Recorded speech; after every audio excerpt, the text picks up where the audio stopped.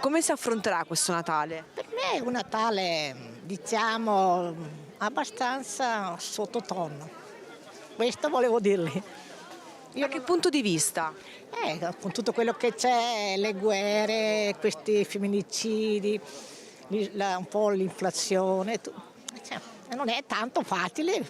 Non sarà un bel Natale visto le guerre che ci sono in giro e vabbè dai, sopportiamo e andiamo avanti. A livello personale, avendo io una ragazza poco più piccola di Giulia, in questo momento il pensiero va a lei. Sicuramente non può essere un Natale scevro da pensieri, assolutamente no. Credo che la coscienza collettiva però non sia così sensibile a questi avvenimenti purtroppo, perché altrimenti non si ripeterebbero così in continuazione.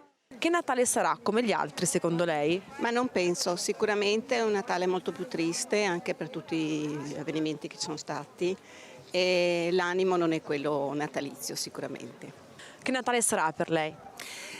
Sarà un Natale un po' particolare perché soprattutto Giulia, la questione di Giulia sta ancora dibattendo parecchio.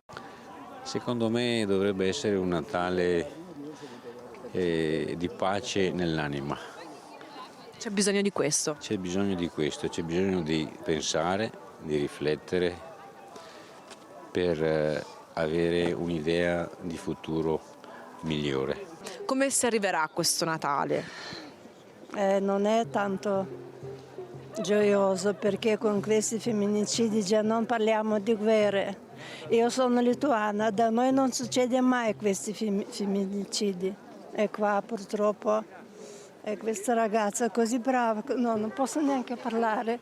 Scusate. Si commuove. Sì, mi dispiace tanto per le donne italiane.